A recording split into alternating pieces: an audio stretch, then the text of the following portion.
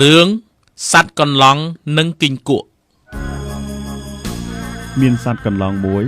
ហៅក្រេបគេសផ្កានាកណ្ដាលផ្លូវបានយល់គីងគក់មួយ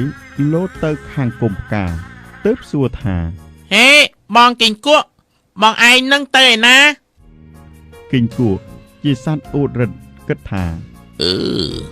អញនឹងប្រាប់កតេនេះឲ្យកន្លងកោតខ្លាចអញម្ដងវើយយើងទៅកាន់មហាស្រះឲ្យព្រៃហែមមកពៀនដើម្បីនឹងទៅចង់ស្រីកន្លងឯងកោតយើងឬទេហ្នឹងឯកន្លងតបថាហើយបងឯងអាចទៅដល់អីព្រៃហែមមកពៀននោះឆ្ងាយណាស់ឯគីងគក់នោះក៏តបកាត់ឡើងថាយើងទៅវល់ល្ងាចផងណាកន្លងអើយហើយឯងសង្ស័យអ្វីរទ្ធីយើងនេះវៃខ្លួនចៅឯងតើកំពុងធ្វើអីនៅទីនេះឮសូងីងឺនោះឯកន្លងក៏តបថាមានតែឆ្អីយើងហៅបតៈសិនភ្នំព្រះសុមេរុណាបងគីងគក់ឯគីងគក់នោះក៏តបកាត់ឡើងថា